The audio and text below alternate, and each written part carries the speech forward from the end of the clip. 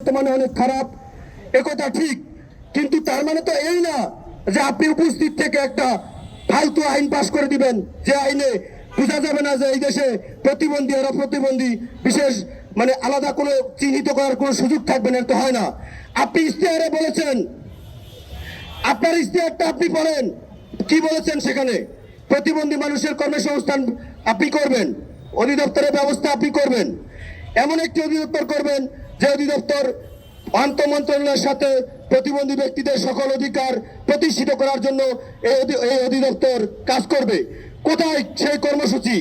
যাদের যাদের চোখ আছে, যাদের হাত আছে, যাদের পা আছে, যারা সুস্থ, খেতে পারে, পড়তে পারে, তাদের জন্য আঙুলের কালি শুকানোর আগে ফ্যামিলি কার্ড দিতে পারেন। প্রতিবন্ধীরা কি ভেসে এসেছে এই দেশে? প্রতিবন্ধীদের কি হয়েছে? প্রতিবন্ধীদের 900 টাকা আপনারা হচ্ছে ভিক্ষা দেন, আর সাধারণ যারা চোখ, নাক, কান, মুখ সব ঠিক আছে তাদের 2500 টাকা করে কি বলে এটাকে ফ্যামিলি ভাতা দেন। আমাদের যাদের ফ্যামিলি নাই তাদের ফ্যামিলির দরকার নাই, আর যাদের ফ্যামিলি আছে তারা আরো কয়েকটা করে বিয়ে করো নাকি? এই হলো পদ্ধতি। এই পদ্ধতির বিরুদ্ধে আমরা প্রতিবাদ জানাই। আমরা চাই আমাদের যে শিক্ষিত যারা রয়েছে তাদেরকে আপনি হচ্ছে ভাতা নয় চাকরি দিবেন, আর যারা হচ্ছে বয়স্ক তাদের ভাতা অবশ্যই 2500 টাকা করবেন, এখনই করবেন। আর যারা এখন স্বল্প শিক্ষিত তাদেরকে ব্যবসার ব্যবস্থা আপনি করে দিবেন। প্রতিবন্ধী মানুষরা এই দেশে ভেসে আসে নাই। আমি একটা কথা বলতে চাই মাননীয় প্রধানমন্ত্রী, আমি বিশ্বাস করি 2019 সালে তৎকালীন প্রধানমন্ত্রীকে আমাদের সমস্ত কথা আমরা জানিয়েছিলাম, কিন্তু প্রধানমন্ত্রী কথা দিয়েছিলেন, কথার বাস্তবায়ন করে নাই। আমি বিশ্বাস করি এই প্রতিবন্ধী মানুষের অভিশাপের কারণে এই বাংলাদেশে প্রথম কোন প্রধানমন্ত্রীকে পালিয়ে যেতে হয়েছে।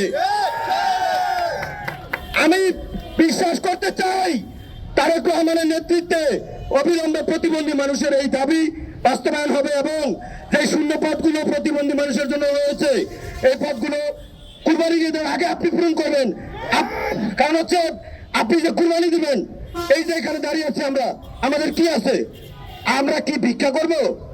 ঢাকা ইউনিভার্সিটি, চট্টগ্রাম, জাহাঙ্গীরনগর, ইডেন, বতুলেসা বাংলা কলেজ সহ বিভিন্ন সুনামধন্য বাংলাদেশের কলেজ ভার্সিটি থেকে পাশ করে এই ছেলে মেয়েরা রাস্তায় টাই পরে, কোট পরে ভিক্ষা করলে কি আপনার এই দেশের মান বাড়বে?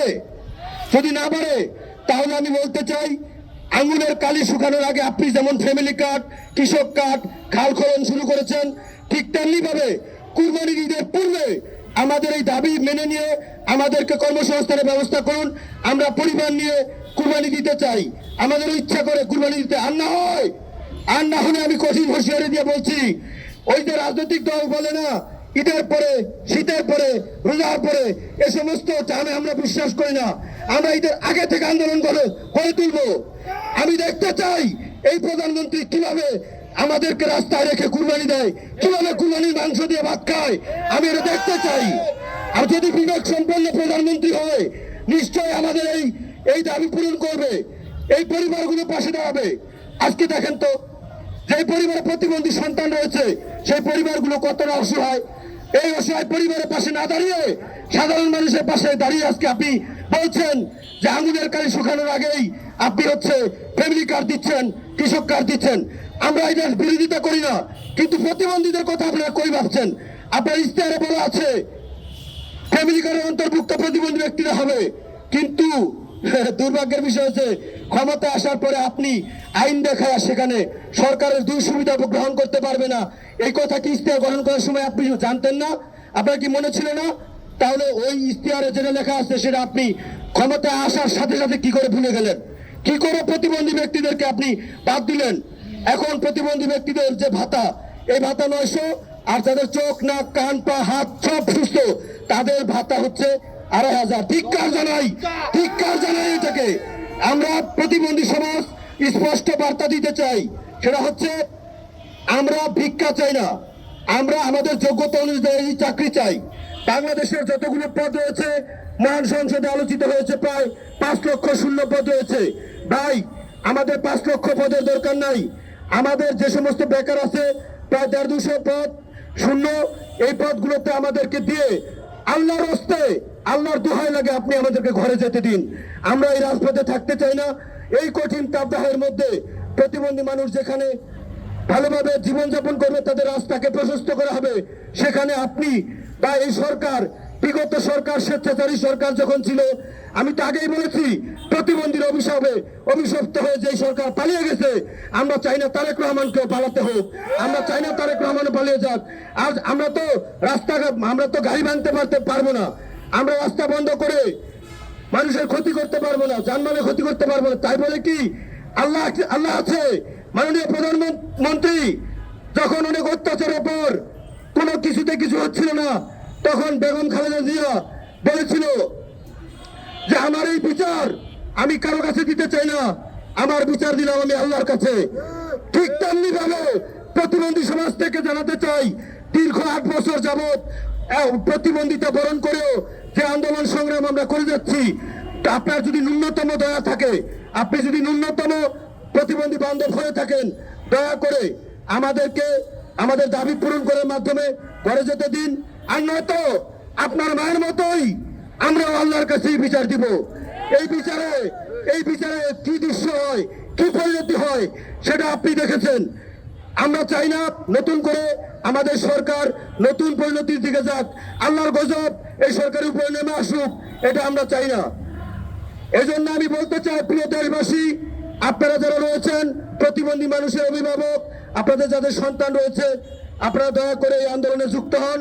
আমরা যদি এই সরকার 30 তারিখের মধ্যে আইন পরিবর্তন করে চাকরিতে, বিশেষ করে সরকারি সংবিধিবদ্ধ স্বায়ত্তশাসিত, আধা স্বায়ত্তশাসিত এবং বেসরকারি চাকরিতে আবেদনের বয়স সীমা যে 35 না করে এবং কুরবানি ঈদের আগে আমাদের চাকরির ব্যবস্থা যদি না করে, আরে ভাই, এই চাকরির জন্য তো আপনার 1 টাকা খরচ করা দরকার নাই, এগুলো স্থায়ী রাজস্ব পোস্ট, এগুলো সব রেডি হয়েই আছে, আপনি শুধু ঘোষণা দিবেন, চাকরি হবে। এই চাকরিতে ব্যবস্থা যদি আপনি না করেন, তাহলে আমরা কুরবানি ঈদের আগে রাজপথে নামবো। এতে করে আমাদেরকে দোষারোপ করতে পারবেন না, আমরা কিন্তু জানিয়ে দিয়ে গেলাম। আমরা এখন সারা দেশে গণসংযোগ চালাবো, যেখানে প্রতিবন্ধী মানুষ রয়েছে, যেখানে প্রতিবন্ধী মানুষের মা বাপ রয়েছে, অভিভাবক রয়েছে, প্রত্যেকের সাথে যোগাযোগ করব। সবাইকে ডেকে নিয়ে আমরা কুরবানির ঈদের পূর্বে রাজপথে নামবো এবং ঈদের দিনে আমরা রাস্তায় থাকবো।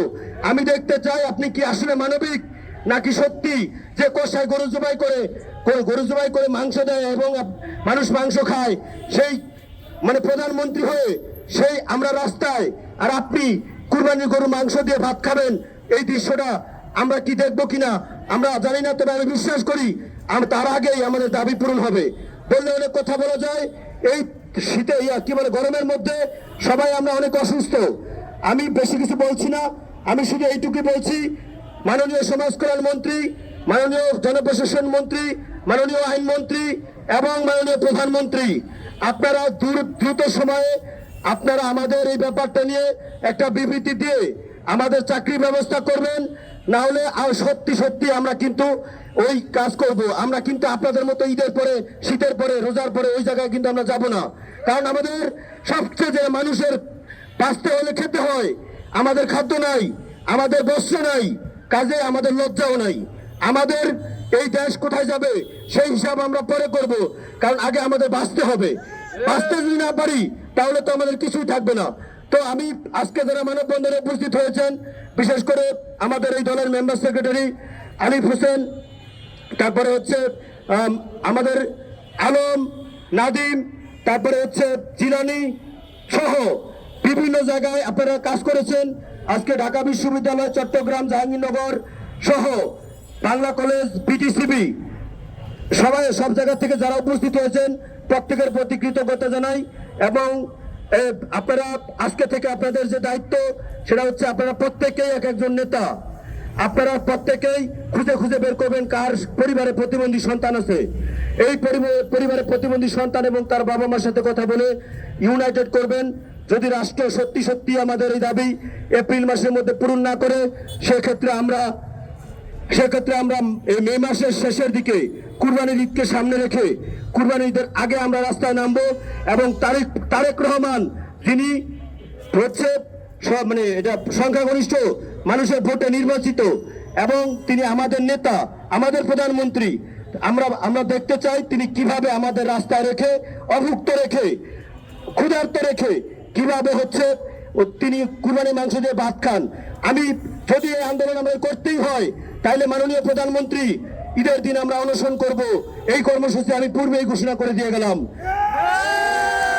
এই অনশন চলবে, ঈদের দিন আমরা অনশন করব এবং আমরা দেখব এই দেশে এই প্রতিবন্ধী মানুষের মর্যাদা প্রতিষ্ঠা করার জন্য আপনার এবং আপনার যারা মন্ত্রীবর্গ, আপনার যারা শুভাকাঙ্ক্ষী, তাদের কি ন্যূনতম ইচ্ছা আছে কিনা। আমরা সমাজ কল্যাণ মন্ত্রীর সাথে দেখা করেছি, অন্যান্য সংশ্লিষ্ট মন্ত্রণালয়ে দেখা করেছি। আপনার অধিদপ্তরে আমরা আপনার যে কার্যালয় সেখানে আমরা স্মারকলিপি দিয়েছি। আমরা short term, mid term, long term অর্থাৎ শিক্ষিত যারা চাকরি প্রার্থী তাদের নিয়ে কাজ করতে চাই, যারা হচ্ছে শিক্ষার্থী তাদের শিক্ষার মান উন্নয়ন করার জন্য আমাদের পরিকল্পনা রয়েছে। আর যারা সর্বশিক্ষিত এবং বৃদ্ধ তাদেরকে কিভাবে উন্নত জীবন দেওয়া যায় সে বিষয়ে আমাদের 8 বছরের যে আমরা মাঠে কর্মসূচি পালন করেছি তার অভিজ্ঞতা আলোকে আমাদের অভিজ্ঞতা রয়েছে। মাননীয় প্রধানমন্ত্রী, আপনার সাথে আমরা short term, long term, mid term এই 3টা টার্মে আপনার সাথে আলোচনা করতে চাই। সত্যি যদি আপনি প্রতিবন্ধী ভালোবাসেন তাহলে আমাদেরকে ডেকে নিন, আমাদের কথা শুনুন, বাস্তবে আমরা বসি এবং এগুলো সমাজের সমস্যার সমাধান করি।